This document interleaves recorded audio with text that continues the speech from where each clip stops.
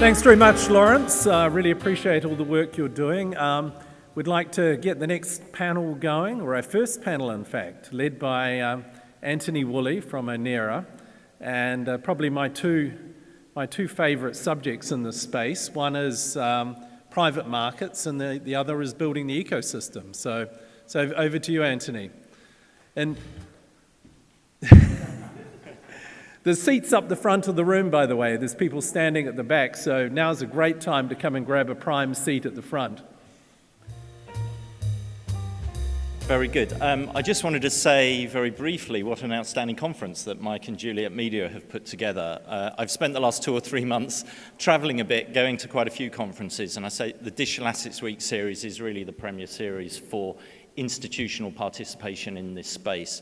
Also really good to see Andrew Griffith looking beyond the current turmoil that we have in the crazy world of crypto, and understanding that what we're doing here is fundamentally transforming financial service through real-time transfer of value round the clock, round the globe. So we now have an outstanding panel for you, focused on the transformation of private markets. I'm somewhat vested in this, as many of you will know, as is Lawrence and GDF. We're working very closely together to digitize the private markets, and we've got a whole session you'll be hearing on that this afternoon. So I'd like to invite up my esteemed panelists. We have Andrew Murray from Citi, Moran Levinovich from HSBC, Valerio Matriciani from Eternyze, and Miles Milston from Globacap.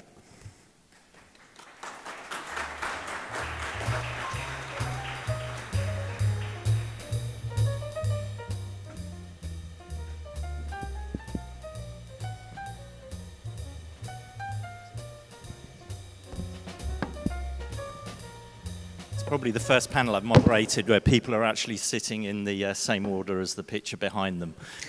So fantastic. Well organized panel participants.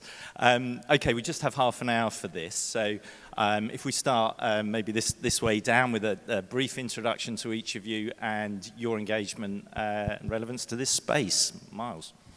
Hi everyone, Miles Milston, CEO and co-founder of Globacap. We're a fintech in the UK that's digitizing and automating private capital markets. We're regulated by the FCA as a securities arranger and custodian. We have a digital platform that has automated and digitized workflows and processes across private placement, register management, and secondary liquidity. We've now got 11 white labels globally for global institutions, and across our ecosystem, we've executed 60 primary placements this year, $180 million of secondary liquidity in private assets with automated settlement. And about $14 billion of private securities that have been in complete digital form in our ecosystem. Thanks. Hello, good morning. My name is Valerio Matriciani. I'm the Chief Risk Officer at Eternyze AG. We are a Swiss-based company, and our aim is to work in the digital asset space. We are tokenizing the physical world, focusing in our first use case on commodities.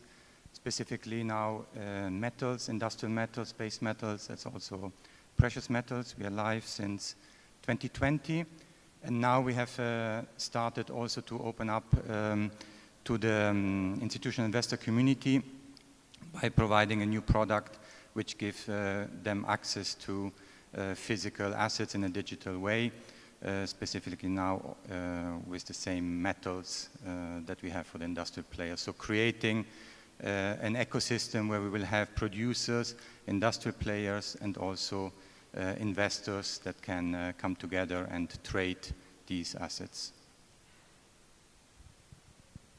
Good morning, everyone. Moran Levinovich from HSBC. So I currently run HSBC's corporate ventures group with teams in the UK, US, Hong Kong, Israel, and India. We make strategic investments in technology companies on behalf of HSBC. So we're strategic investors. We make investments where we partner with the companies to develop exciting marketplaces, use cases, or just other general enterprise software needs for the bank around security or automation.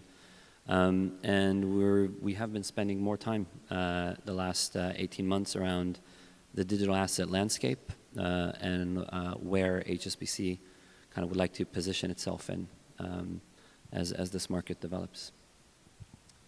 Andrew Murray. I run institutional strategic investments for Citi, so very similar approach and ethos to the one Moran described, but with a focus on our institutional businesses from banking, capital markets, security services, and transaction banking as well.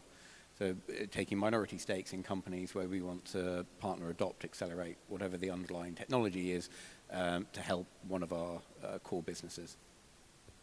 Very good, thanks all. I'm going to start down that end with Andrew and Moran, because the two of you are, if you go down to Canary Wharf, you're actually physically the two pillars of financial services sitting across Canada Square. I'm sure you bump into each other at local restaurants. But how do the two of you think about the private, you know, you're working across wholesale banking, I guess. How do you categorize the private market space, and how do you think about it in terms of its transformation? Maybe Andrew. Yeah, I think there it's helpful to break it down into some of its components, from issuance to issuance of the asset, trading, administration of it, and distribution, because that is functionally how it touches a lot of the areas of finance today. With, if I look at our own institution, different functions, many different stakeholders, and so implementing any change over that end-to-end life cycle can be very complex. So from an investing perspective, we're looking at both where are there incremental improvements to each of those components to make them more digital. So be it a workflow platform for issuance, a more electronic trading platform, some sort of document or structuring automation. But equally, where are there opportunities for subsets of an ecosystem to have more of a step change? So where is there an entire market that can move from one to the other? And ideally, a combination of the two. So you do some of the incremental changes that help track your path towards making the entire end-to-end more digital. And I think the other part is also to be realistic. Like there are a lot of embedded operating models. Things have been done in a certain way for a long time. Sometimes the complexities and the manual nature, there is an underlying economic rationale. So we have to go step by step. And we're not going to end up in a place where just because something is running on digital rails, it suddenly becomes liquid. Like a number of the assets we're talking about, they can be quite idiosyncratic. If we look at unlisted equities, they don't have the disclosure and reporting requirements that the listed equities do. They don't have the research coverage. So I think there's a long way we can go from taking these assets and making them more liquid. But when looking at the target business models and the value propositions, it's going to go some way, but not to the extent of public markets. Moran? Yeah, so I think for us, like, we're kind of understanding and exploring the various use cases, whether it's in wealth, bringing real assets on chain, whether it's creating new liquidity pools for assets. We're looking at some of the use cases within the commercial bank around our lending book, around some of the trade finance book, and seeing if there are opportunities to create more liquidity around that. You know, within capital markets, the technology can provide a lot of efficiencies, but obviously it needs to have a lot of, it needs to be organized as a marketplace with the right regulatory, the right actors on it, obviously the right risk, as we've seen recently. And, you know, we're also working currently around some of our, what we would need at a fundamental basis, so custody, security, and then once, I guess, establishing where the lower hanging fruits are, because I think we're all in this room going to need to find the right use cases that are valuable in the near term in creating the infrastructure and the marketplaces, and once that exists, you can bring on board. But it's a challenge to find those initial use cases that create value for everyone day one. Yes, that's how we're looking at it currently. Very good. Yeah, it's understanding how that timeline projects out and what sort of, and the momentum. And Valerio, so Eternyze, I think your catchphrase is tokenizing the physical world. You've started more from the commodity side of the physical world, but tell us a bit about how you think of the ecosystem. Yes, I think what is really important to build an ecosystem is to answer the question, where is the added value for the participant? And I think the added value can have different dimensions. It can be liquidity, it can be facilitation. For example, in our first use case, it's within the industrial world where this project has developed, is to facilitate, let's say, the supply chain part, to secure the supply between the industrial players. But I think there is also an additional added value in terms of liquidity. Let's say if we talk about, today we're talking about private markets, or for the investor community, is to have access to an asset class like the metal, the industrial, the base metal and precious metal, which actually currently, if you look at it from an investor perspective, you tend to access it via some wrapped instrument like an ETC or a fund structure or an actively managed certificate. And there, normally you have a synthetic instrument whereby you get access on the return stream of an index which implements a future-based strategy. So they normally buy the front or go along the front end future, and then they systematically roll it at expiration. And therefore, the investor, the final investor, is exposed via the ETC instrument, for example, copper, to the term structure of the future curve. And if you can provide the investor community an instrument where they can, let's say, get exposure to the spot directly, there is, for example, a big benefit. We know that there is, there is a rollover cost embedded into the future strategy, and it can be very, very material. I mean, normally the curve is in contango, so you pay for holding the instrument. And I think here is something that the digital asset space can really enhance the type of investment into that asset class by providing an efficient way for the investors to get the exposure to the physical assets without the need of the whole logistic that is associated with the physical matter. So the procurement, the storage, then the release. And that's a part that is an industry which is very fractionalized, and to be all part in one ecosystem where you have price transparency, where you have liquidity, where you have supply of that asset class, I think it can be very beneficial for investors. Very good. And so the last few years, we've had many organizations such as yourselves, we see digital exchanges here, other innovators in this space, understanding and now working with tokenization of real-world assets, right? The ability to click and buy a bit of this building or invest in a private equity fund or whatever. But it's fair to say that it hasn't moved at the pace of the crazy world of crypto, maybe. And we see these various venues emerging. But what do we need to really unlock this space to make it really take off? I mean, maybe that's one for Miles, because you're at the forefront of this at the minute. Sure. So if we can take a step back for a second and look at what are bearer versus registered securities. Everyone in this room probably knows the difference. It's pretty basic. Bearer instrument, a 10-pound note, versus a registered instrument. So in other words, you hand it to someone else. They now are the bearer of that 10-pound note. They're now the owner of it. Every crypto token in the world is a bearer instrument. You send it to someone's crypto token, to someone's crypto wallet. They're now the new owner of it. They're the bearer. Registered instrument, on the other hand, is where there's a central register. Classic example, you want some registered instruments, such as your house. You go out for a walk and you drop your home key, your front door key. If that were a bearer instrument, you'd kind of be screwed. You want it to be a registered instrument where you can call the police and say, hey, guess what? There's someone squatting in my house. Please get them out. So securities all around the world are registered.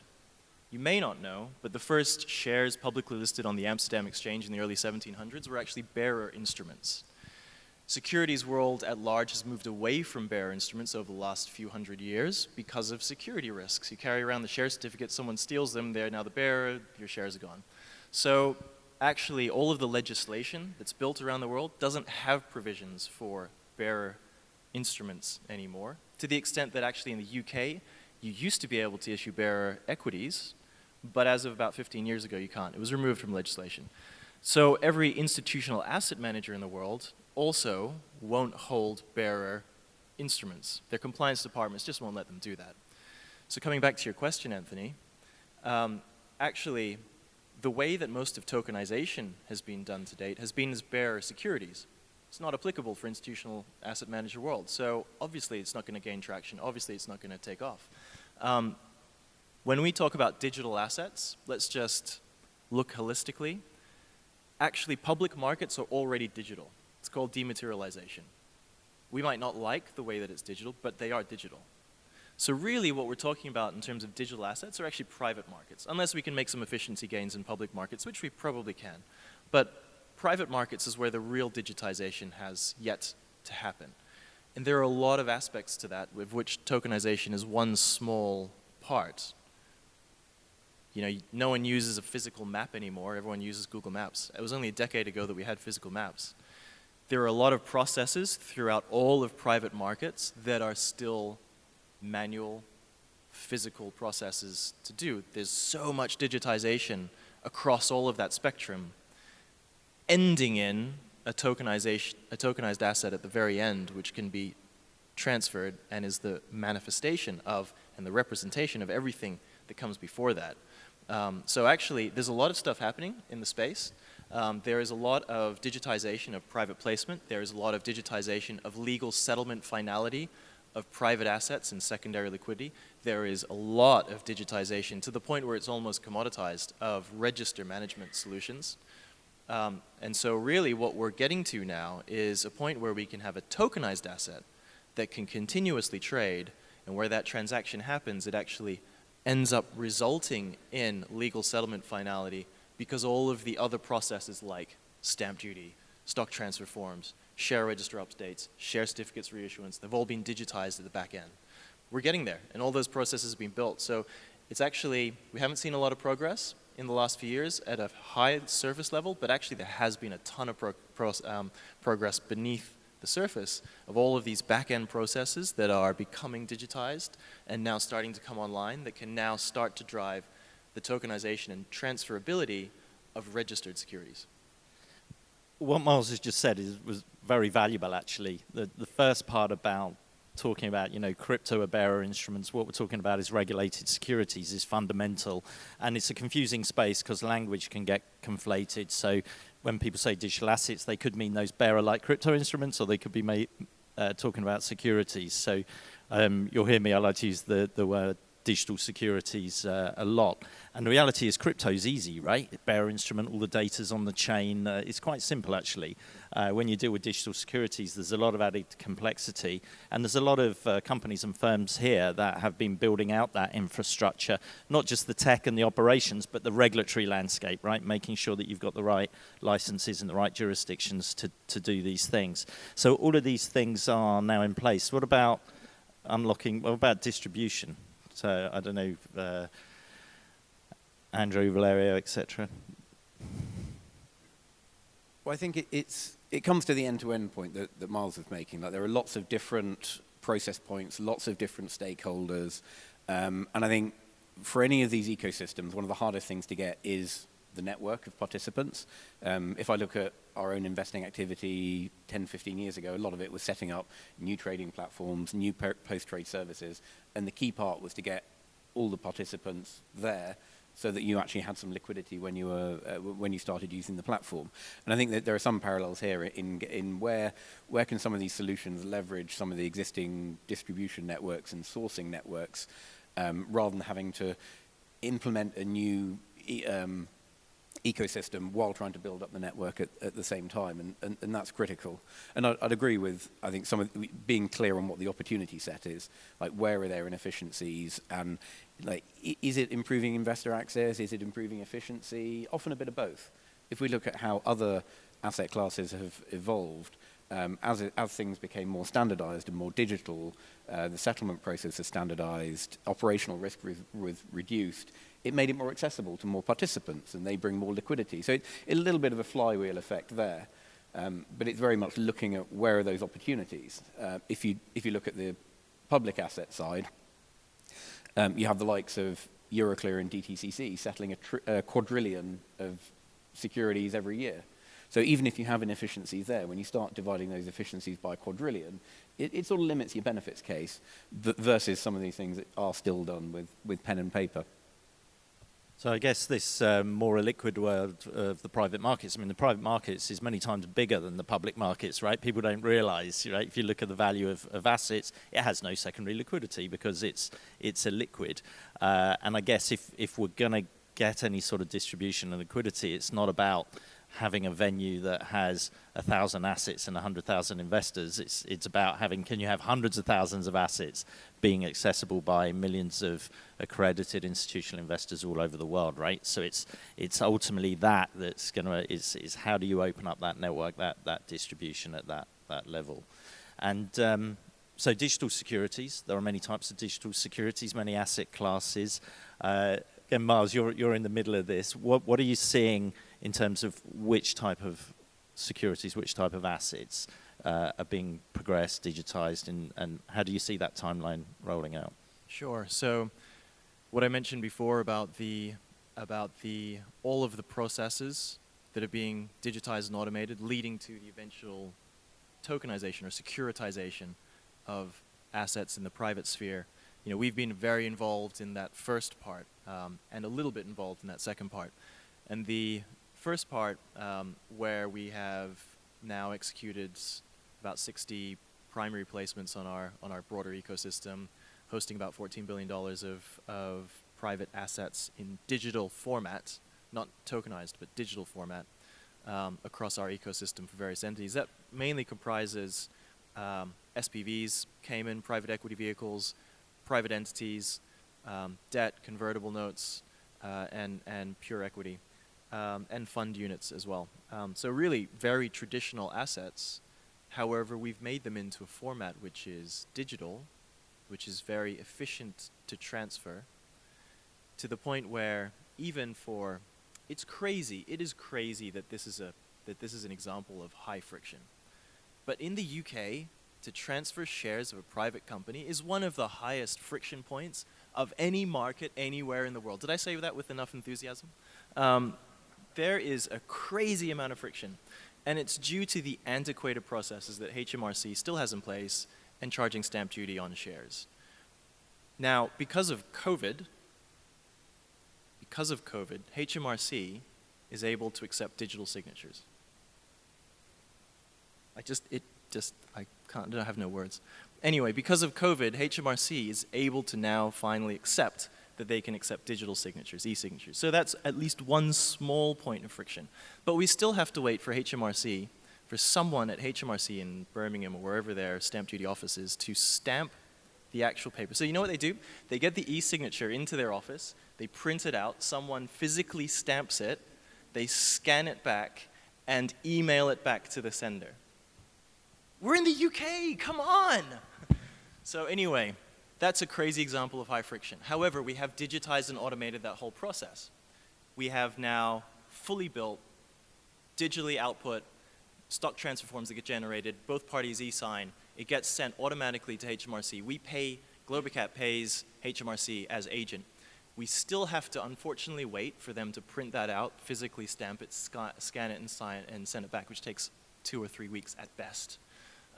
But nonetheless, everything else is fully automated, including the update of the share register, including the share certificate reissuance, and so on. And so, you know, what we're seeing there is all of that efficiency gain. Now we're laying over the top of it a token, which can be transferred, which then triggers all of this process happening at the back end to complete that legal settlement finality.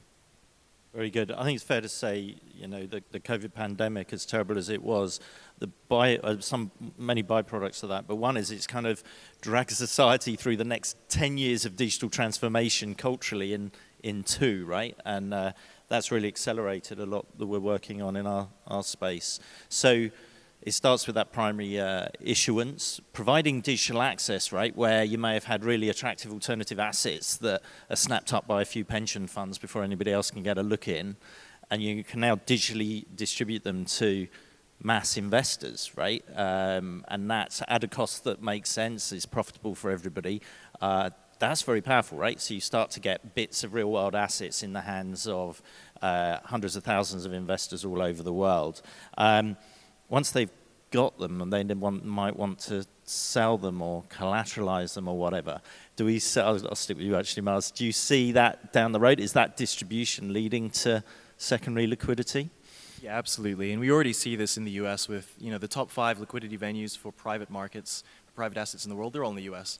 And number 1 by a long stretch is NASDAQ private market by transaction volume. Now, they haven't gone through to the steps that we're talking about on this panel today, which are the digitization of legal settlement finality at the end of that secondary transferability. But they are matching participants. There is that distribution that exists. There is clearly that demand. They did $12 billion of transaction volume last year in private shares. So, it exists. It's growing. Forge Global has just partnered with Deutsche Börse here to launch in Europe. We are seeing a lot of digitization across other exchange groups across the world that are entering into private market space. We ourselves have a partnership with Johannesburg Stock Exchange where they've just launched their private placements platform, including secondary liquidity earlier this year, and that's in partnership with our technology. And so we're seeing that expansion and that move into secondary liquidity in particular, and exactly as you said, Anthony, it starts with the creation of those assets in a more efficient manner. It starts with the onboarding of those traditional assets into that digital register, and from that point, we can now then engage in that secondary liquidity where it completes through to secondary, to settlement finality in a completely digital form. And that's really exciting. We're just at the beginning of this. It's taking off. Private markets are already growing at a rate of double that of public markets at the moment, and this is just going to accelerate where we go from here. Great. So, Andrew, Moran, I think some of us, earlier in our careers, are involved in digitization of the public capital markets, right, making that go very fast. We now got the private market starting to digitize. Does that represent a broader disruption of all of wholesale banking? We see electronic private placements and in your wealth divisions giving your, accredited, your high net worth investors more access to the alternative investments that they want in their portfolio. Do you see that happening, Andrew? Or Moran? I mean, of course, it's a possibility, but I think there's still a journey to get there. I mean, just recently, the last couple of weeks, we announced a few projects at HSBC. One is Orion, which is our bond tokenization platform. And another is within the MAS in Singapore and Project Guardian, which is creating some wealth products alongside Temasek and SGX for wealth clients. So there is a foray. And I think you mentioned digital transformation. I think there is, as financial institutions, we have the obligation to safeguard our clients' money. There is a considerable amount of digital transformation that has to go through. If you look at HSBC, I think our technology group is about 50,000 people. So now people will need to understand DLT, smart contracts, different regulatory frameworks, different legal frameworks for various things that happen in those ecosystems, financial crime, obviously, across these use cases. So I think it could be that we'll get there, but there is a journey on the way.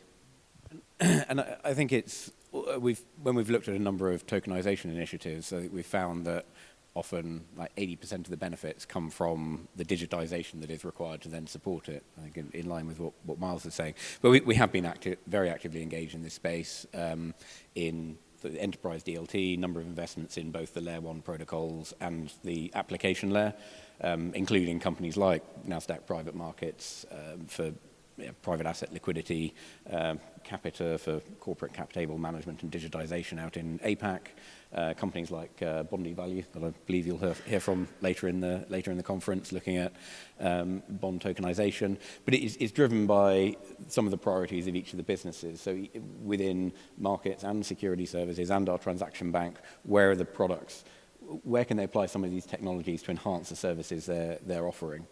So I think there's a whole breadth of opportunities that we're investigating. Very good. So there's the efficiency gains, but there's also potentially new clients, new markets maybe. I mean, do you see the value in, I think it was BlackRock said that, you know, your average investor's portfolio should go from 5 to 20% in alternative assets. So do you see the potential for new revenue, new markets through getting this digital distribution to, say, the mass affluent of the world? You're nodding, Miles. Well, yeah, I'll just say very quickly that, you know, anytime that you grant or give the ability to execute secondary liquidity in a more effective, more efficient manner, anytime transaction costs are lowered in any kind of liquidity environment, you see transaction volume going up. Anytime you have more access and more execution capability in secondary liquidity, the risk premium of that upfront investment goes down. Therefore, the overall construct of that efficient portfolio changes. Therefore, you can allocate more to private markets. And if you do that on a global scale at an institutional level, then that's a very, very big number that we're talking about in that shift from public to private markets. Very good. I could ask loads more questions, but we're out of time. My challenge is to finish the panel before Mike stands up and stands on the side of the stage. So thank you, my panelists. I think that's a great panel to start with because it tees up a lot of the things that you'll be hearing for the rest of the day. So thank you all. It's been a pleasure. Thank you.